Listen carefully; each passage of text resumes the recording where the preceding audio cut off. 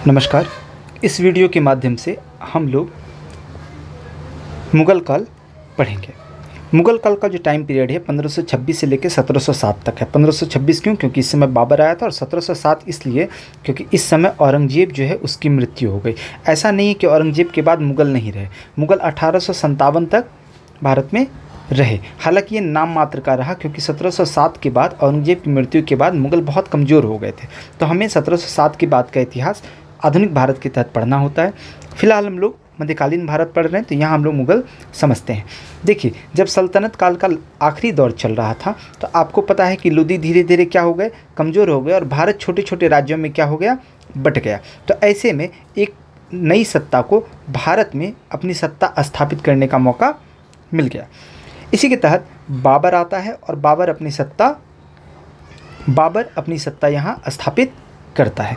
बाबर के बाद उसका बेटा हुमायूं के बाद कुछ समय के लिए शेरशाह सूरी आए थे, जो कि बाबर के वंश के नहीं थे, ये अफ़गान थे। इसके बाद हुमायूं फिर से वापस आता है, फिर अकबर, फिर जहांगीर, फिर शाहजहां, और फिर औरंगजेब का शासन रहता है। तो हम लोग एक एक करके इस पर बातचीत करते हैं। मुग़ल काल को कैसे पढ़ेंगे? तो मुग़ल काल को पढ़ने के लिए हम सबसे पहले महत्वपूर्ण शासक देखेंगे, उसके बाद मुग़लों का प्रशासन देखेंगे, कला एवं संस्कृति, और बाकी जो बातें हैं वो देखेंगे। शासकों में मैं आपको एक बार फिर से बता देता हूँ। बाबर का टाइम पीरियड 1526 लेकर 1530 तक रहा, ये मात्र 4 साल रहा। हुमायूं 1530 से 40 तक रहा, ये लगभग 10 साल इस समय रहता है। बीच में 5 साल के लिए शेरशाह सूरी का शासन होता है, ये बिहार के पॉइंट ऑफ व्यू से ये इम्पॉर्टेंट है। उसके बाद हुमायूं की फिर से पुनः वापसी होती है, और ये 1555 से लेकर 56 तक रहता है, और फिर इसका डेथ हो जाता है। फिर अकबर 1556 से लेकर के 1605 तक, लगभग 49 ईयर्स, 50 साल में से एक कम कर देंगे आप, इतने साल तक ये शासन चलाता है। और फिर जहांगीर का शासन 1605 से लेकर 1627 तक रहता है। फिर शाहजहां 1627 से लेकर 1658 तक, और औरंगजेब 1658 से लेकर 1707 तक इसका शासन रहता है। आइए जरा हम लोग बाबर की बात करते हैं। बाबर का जो टाइम पीरियड है 1526 से लेकर 1530। बाबर जो था ये तैमूर के वंशजों में से एक था। इसका जो पैतृक राज था वो फरगना था, और यहाँ पर उज्बेकों के संघर्ष के कारण इसको फरगना छोड़ना पड़ा था। फिर 1504 में क्या हुआ, तो बाबर जो है ये काबुल के क्षेत्र पर नियंत्रण कर लेता है। हालांकि ये शॉर्ट पीरियड के लिए ही था। फिर क्या हुआ, तो दौलत खान लोदी और राणा सांगा, इनके निमंत्रण पर यह आता है और भारत पर आक्रमण करता है। इससे पहले इसका प्रथम अभियान जो था ये 1518 में यूसुफजाई जातियों के विरुद्ध था। ये जाति पंजाब के इलाके में रह रही थी। इस अभियान के दौरान इसने भेड़ा के किले पर अधिकार कर लिया। आगे उसने 4 युद्ध लड़े और सभी में विजय हासिल की। इसके कौन कौन से युद्ध लड़े थे, तो आप ट्रिक से याद रखिएगा। पान खाओ चलो घर, ये आसान तरीका होता है याद करने का, ये बहुत कॉमन सा ट्रिक है, आपको आसान तरीके से ये पता चल जाता है। पान खाओ मतलब पानीपत का जो प्रथम युद्ध था 26 था, तो अब सब में आप एक एक साल जोड़ देंगे, 26, 27, 28, 29। पानीपत का प्रथम युद्ध यह किसके बीच हुआ, तो बाबर और इब्राहिम लोदी, मैंने आपको लोदी वंश बताया था, ये लोदी वंश का आखिरी शासक था। इब्राहिम लोदी के बीच पानीपत नामक स्थान पर लड़ा गया।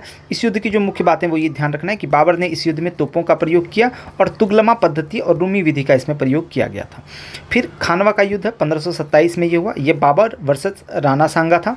बाबर ने इस युद्ध को जीतने के लिए जिहाद का नारा दिया था, तो ये इंपॉर्टेंट रखिएगा, क्योंकि ये देखिए राणा सांगा हिंदू है ना, तो हिंदू में ही तो जिहाद देंगे ये, और इसके साथ ही इसने गाजी की उपाधि धारण की थी।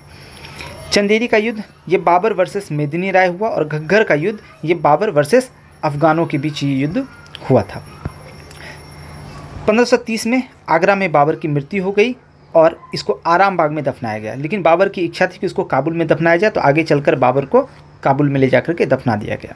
अगर हम बाबर का मूल्यांकन करें तो बाबर एक योग्य शासक था, कुशल सेनापति था, और महत्वाकांक्षी बादशाह भी था।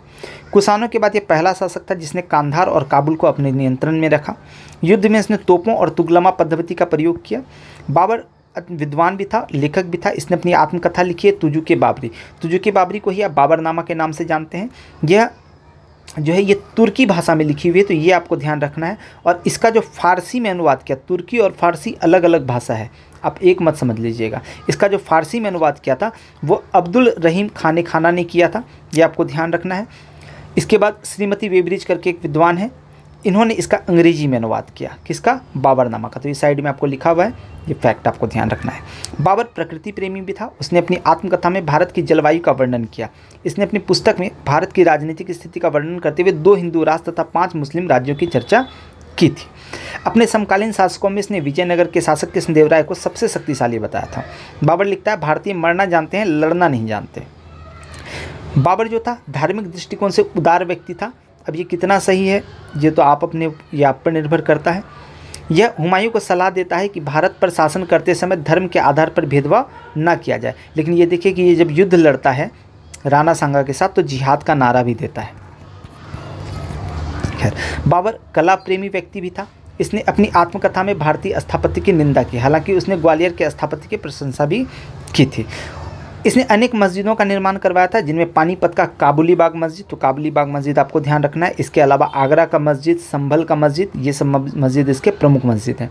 तो आप काबुली बाग, आगरा और संभल, ये 3 एग्जाम्पल याद रखिएगा। सर्वप्रथम 4 बाग शैली। 4 बाग शैली क्या होता है? जैसे एक भवन बनाया गया और इसके चारों तरफ, या फिर एक देखिए चारों तरफ ये बाग हैं और बाग की तरफ से ऐसे करके रास्ता हो गया, तो ये 1 बाग, 2 बाग, 3 बाग, 4 बाग और यहाँ पर बीच में महल।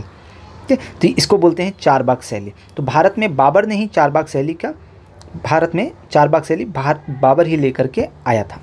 बाबर के समय एक विद्वान है विजाहत, ये तैमूरी चित्रकार है, ये आया है। अब आते हैं, बात करते हैं हुमायूं की। बाबर की एक पत्नी थी माहम बेगम, ये उसकी तीसरी पत्नी थी, हालांकि ये मुख्य रानी थी। इसका एक बेटा था हुमायूं जो 1508 में पैदा हुआ था। ये 12 वर्ष की अवस्था में बदख्शां का गवर्नर बनता है।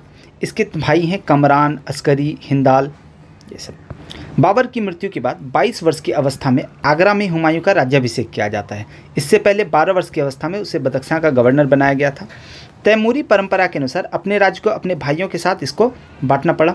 तो अस्करी को इसने संभल दिया, हिंदाल को इसने मेवात दिया, कामरान को इसने काबुल तथा कांधार का इलाका दे दिया। हालांकि कामराज असंतुष्ट हुआ तथा उसने मुल्तान पर कब्जा कर लिया। तो इसके साथ दिक्कत ये है ना बाबर हुमायूं के साथ कि तैमूर की परंपरा है कि अपना क्षेत्र जो है भाइयों में बांटना पड़ेगा, तो ये अपना क्षेत्र से बांट लेता है।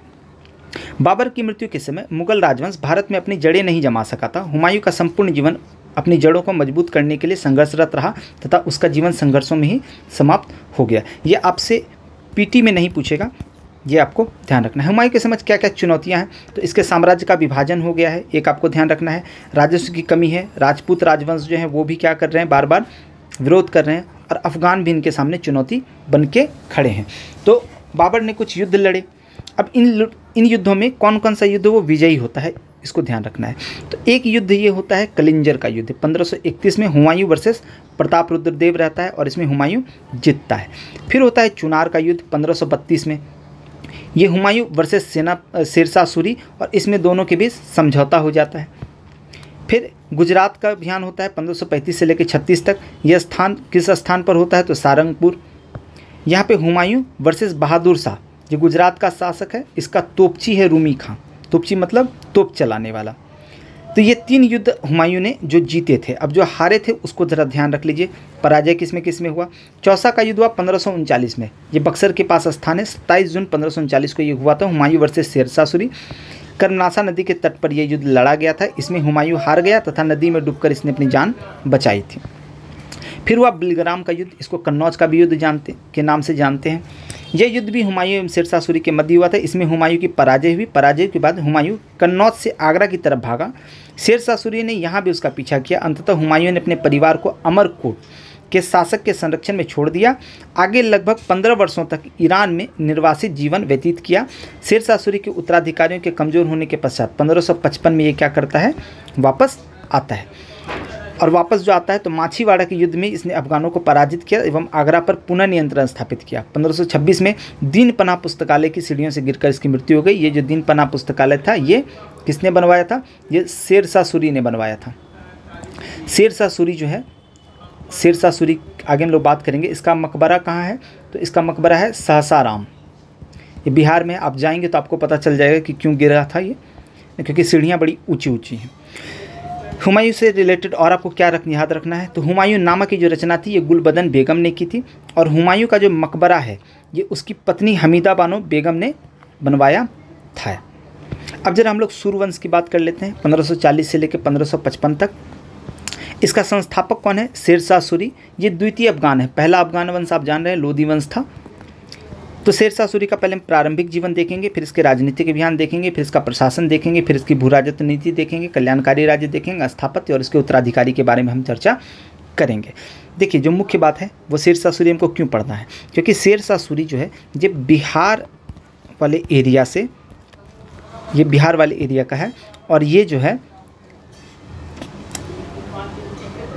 अकबर का पूर्वगामी माना जाता है। मतलब इसकी जो नीतियां हैं, ये प्रशासन, भू राजस्व नीति और कल्याणकारी राज्य स्थापत्य, ये सब यही जो है आगे चल कर के मुगलों के प्रशासन की नींव बनता है। तो इसका प्रारंभिक जीवन जरा देख लेते हैं। इसका प्रारंभिक जीवन कहीं किसी किसी किताब में हमें 1472 मिलता है, किसी किसी किताब में 1486 मिलता है।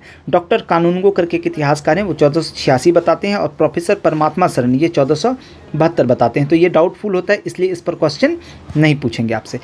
किस जगह पे इसका जन्म हुआ, तो ये नरगौल परगना है, वहाँ पर इसका जन्म हुआ। बचपन का नाम इसका फरीद खान था, इसके पिता का नाम हसन खान था, जो सासाराम और ख्वासपुर के जागीरदार थे। इसकी जो शिक्षा थी वो जौनपुर में हुई थी। 1497 से 1518 तक पिता के जागीर की ये देखभाल करता है। 1518 से लेकर 1522 तक ये दौलत खान लोधी की सेवा में आगरा में ये रहता है। दौलत खान लोधी कौन है, आपको ध्यान होगा, लोधी वंश वाला, ठीक है।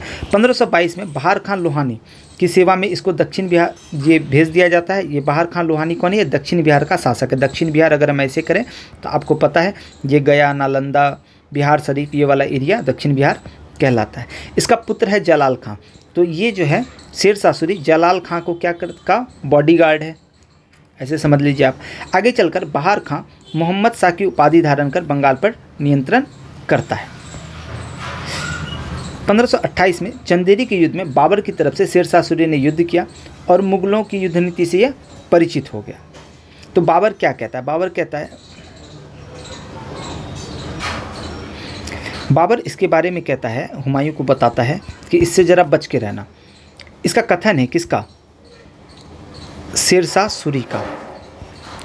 शेरशाह सूरी का कथन है कि अगर भाग्य ने मेरा साथ दिया तथा सौभाग्य मेरा मित्र रहा तो मैं मुगलों को सफलतापूर्वक हिंदुस्तान से बाहर निकाल दूंगा। फिर 1529 इस घग्गर के युद्ध में बाबर के विपक्ष में ये युद्ध लड़ता है। मोहम्मद शाह की विधवा दूदू बेगम से विवाह करके दक्षिण बिहार का शासक बन जाता है। जलाल खां बंगाल चला जाता है। 1530 में चुनार का किलेदार ताज खां और उसकी विधवा लाड मल्लिका इससे ये विवाह कर लेता है। प्रारंभिक संघर्ष इसका जरा देख लेते हैं। 1532 में चुनार का युद्ध होता है, तो इसमें संधि कर लेता है कुतुब खां। 1534 में सूरजगढ़ का युद्ध होता है, इससे बंगाल पर नियंत्रण हो जाता है और ये हजरत आला की उपाधि धारण करता है। 1539 में चौसा का युद्ध होता है, जिसमें ये शेरशाह की उपाधि धारण करता है, और 1540 में बिलग्राम का युद्ध होता है, इससे सूर्यवंश की स्थापना हो जाती है। शासक बनने के बाद इसने कुछ राजनीतिक अभियान किए। कौन कौन से? गुख्खरों के विरुद्ध इसने युद्ध किए। गुख्खर आपको पहले से पता है, ये पंजाब साइड थे, और पेशावर का एरिया था, यहाँ पर युद्ध होता है और वो एरिया अपने में मिला लेता है, और इसी उपलक्ष्य में ये रोहतासगढ़ का किला बनाता है। फिर ये बंगाल के विद्रोह का दमन करता है 1541 में। मालवा का अभियान ये 1542 में चलाता है, और मल्लू खां यहाँ का शासक था। मल्लू खां, जिसको कादिर खां के नाम से भी जाना जाता है, ये आत्मसमर्पण कर देता है। फिर रायसीन का अभियान होता है, यहाँ का शासक है पूरनमल, यहाँ ये भी निपट जाता है। फिर मारवाड़ का अभियान होता है 1544 में, इसका शासक है मालदे, यहाँ इसके दो सरदार हैं जयंता और कुंपा। शेरशाह सूरी का कथन है कि मुट्ठी भर बाजरे के कारण अपने पूरे साम्राज्य को मैं खो देता, क्योंकि ये जयंता और कुंपा इन दोनों ने बहुत भीषण युद्ध लड़े इसके साथ। तो कहते हैं कि मुट्ठी भर बाजरे के चक्कर में, क्योंकि राजस्थान का इलाका और राजस्थान में बाजरा होता है, तो कहता है मुट्ठी भर बाजरा लेने के चक्कर में पूरा साम्राज्य खो देता अभी। फिर कलिंजर का युद्ध होता है। कलिंजर का युद्ध में शासक कौन है वहाँ का? कीरत सिंह। ये 22 मई को होता है, और यहीं पर वो क्या करता है, एक परीक्षण चल रहा था यहाँ पर उक्का का परीक्षण, यहाँ पे तोप खाना है, समझिए इस तरह से तोप खाना का परीक्षण होता है और इसी तोप खाने के परीक्षण में तोप की गोली वापस आकर के इसी को लग जाती है और शेरशाह सूरी घायल हो जाता है और शेरशाह सूरी मर जाता है। शेरशाह सूरी के बाद इसके उत्तराधिकारी कौन कौन हुए, तो इस्लाम शाह की उपाधिधार इस्लाम शाह 1545 से लेकर 1553 रहा। इसने सरदारों पर कठोर नियंत्रण किया और उसका दमन किया। 1553 में इसकी बीमारी से मृत्यु हो गई। फिर इसका पुत्र है फिरोज खां। फिरोज खां शासक बनता है। इसका मामा है मुबारिज खां, जिसको मोहम्मद आदिल शाह के नाम से भी आप जानते हैं। इसके बाद शेरशाह सूरी का साम्राज्य 5 भागों में विभाजित हो जाता है, जिसमें सिकंदर शाह को पंजाब, अफगानिस्तान और दिल्ली का एरिया मिलता है और मोहम्मद आदिल शाह को चुनार और बिहार का एरिया मिलता है। फिर यही वो सिकंदर शाह है जिसे सरहिंद के युद्ध में हुमायूं पराजित करता है। शेरशाह सूरी के प्रशासन की मैं बात करूं तो शेरशाह सूरी मध्यकालीन भारत के महानतम शासकों में से एक है। इसका कारण है कि उसने उच्च कोटि की शासन व्यवस्था को स्थापित किया था। साम्राज्य निर्माता एवं प्रशासक के रूप में वो अकबर का पूर्वगामी माना जाता है। तो इस पर प्रश्न पूछ लेते हैं कि अकबर का पूर्वगामी कौन है, तो आप ध्यान रखिएगा शेरशाह सूरी। इसने अपनी राजधानी कहाँ बनाई थी, आगरा स्थापित की थी, ये भी आपको ध्यान रखना है। केंद्रीय प्रशासन अगर हम उसके देखें तो केंद्र में कौन है, बादशाह। फिर ये अलग अलग विभाग हैं सल्तनत की तरह ही। प्रांत प्रशासन की बात करें तो प्रांत क्या है, अनुपस्थित। प्रांतों की जगह सूबा है और सूबा का जो हेड होता है उसको सूबेदार कहा जाता है। स्थानीय प्रशासन की बात करूँ तो जिला है, जिले को सरकार कहा जाता है। अपने एंशिएंट इंडिया में पढ़ा था विषयपति, अब ये विषयपति क्या हो गया है, सरकार। सरकार में दो, एक प्रशासन और दूसरा राजस्व। प्रशासन जो संभाल रहा है उसको सिकंदर सिकंदरान कहते हैं और जो राजस्व देख रहा है उसको मुंसिफे मुंसिफान कहा जाता है। फिर जो जिला है ये परगनों में बटा हुआ है और परगने में सिकदार या आमिल ये प्रशासन देख रहा था। मुंसिफ राजस्व, 2 कानूनगो ये भू राजस्व का निरीक्षण करते थे और फौजदार होते थे जो खजांची होते थे।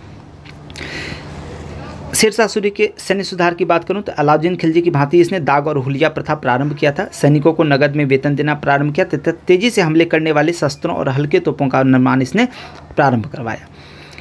लगभग 1.5 लाख घुड़सवार, 25,000 पैदल सैनिक और 5,000 हाथी इसके पास थे। ये बड़ा इंपॉर्टेंट भू राजस्व सुधार इसके। शेरशाह सूरी ने अपने विश्वस्त अधिकारी अहमद खां के नेतृत्व में, ये नाम ध्यान रखना, अहमद खां के नेतृत्व में भूमि की वास्तविक माप करवाई। भूमि को मापने के लिए इसने गजे सिकंदरी का ही प्रयोग किया था। गजे सिकंदरी, सिकंदर लोदी आपको मैंने बताया था पहले ही, क्लासरूम में बता रखा है, तो ध्यान रखिएगा। उत्पादकता के आधार पर भूमि को इसने 3 भाग में बांटा, अच्छी भूमि, मध्यम भूमि, खराब भूमि, और टैक्स कितना लेना है, 1/3। शेरशाह ने किसानों को हल, बैल और ऋण की सुविधा उपलब्ध कराई थी। किसानों को शोषण से बचाने के लिए पट्टा यानी निश्चित समय के लिए भूमि देना तथा कबूलियत यानी राजस्व देने का कबूलनामा व्यवस्था इसने आरंभ करवाई। भू राजस्व नगद एवं अनाज दोनों में लेना इसने प्रारंभ किया। लगान के अतिरिक्त किसानों को जरीबाना, ये कैसा कर है, तो ये सर्वेक्षण शुल्क होता था जो भू राजस्व का 2.5% होता था, 2.5%। तो जरीबाना 2.5% तथा महासिलाना ये कर संग्रह शुल्क था जो भू राजस्व का 5% था। तो 1/3 हो गया प्लस 2.5% प्लस 5%, ये आप समझ लीजिए एक्स्ट्रा टैक्स जैसा हो गया। ठीक है, ये शुल्क भी इसको देने पड़ते थे। गुप्तचर प्रशासन की बात करूँ तो इसने सरायों, बाजारों और अन्य महत्वपूर्ण स्थानों पर गुप्तचर लगाया था। शेरशाह सूरी के कुछ कल्याणकारी कार्य देख लेते हैं। इसने क्या क्या कल्याणकारी कार्य किए थे। उसने 4 मुख्य सड़कों का निर्माण कराया था। एक सोनार गांव से लेकर के पेशावर तक, इसको सड़के आजम का नाम दिया और बाद में यही जीटी रोड हो गया, ग्रैंड ट्रंक रोड, जो लॉर्ड ऑकलैंड के समय इसका फिर से बना और उसका नाम लॉर्ड जीटी रोड रख दिया। फिर इसके बाद आगरा से लेकर बुरहानपुर तक का एक सड़क बना, आगरा से चित्तौड़ तक बनाया और लाहौर से फिर चित्तौड़ तक एक शहर बनी। सड़कों के किनारे इसने 1700 सरायों का निर्माण कराया था, ये आपको ध्यान रखना है। राजकीय सहायता से अस्पतालों का निर्माण कराया, गरीबों के लिए दान विभाग की स्थापना की तथा शेरशाह सूरी ने कई प्रकार के सिक्के चलाए थे। इसके सिक्के आप ध्यान रखेंगे, सोने की असरफी, चांदी का रुपया और तांबा का दाम। मैंने आपको पहले बताया था चांदी का टंका और तांबे का दाम। तो चांदी का अब क्या है, टंका नहीं हो गया, ये क्या हो गया, रुपए। स्थापत्य और भवन की बात करूं तो इसने पुराने किले का निर्माण कराया, उसमें एक किला, एक कुहना मस्जिद है, उसका निर्माण कराया। रोहतासगढ़ किले का निर्माण कराया और अपना ही इसने एक मकबरा बनाया जिसको सासाराम का मकबरा या शेरशाह सूरी का मकबरा के नाम से भी जाना जाता है, जो तालाब के बीचों बीच है और यह अष्टकोणीय है, तो ये आपको ध्यान रखना है। इसने दीन पनाह पुस्तकालय का निर्माण कराया था जिससे सीढ़ियों से गिरते हुए हुमायूं की मृत्यु हो गई थी। आइए अब ज़रा अकबर की बात कर लेते हैं। 1556 से लेकर 1605 तक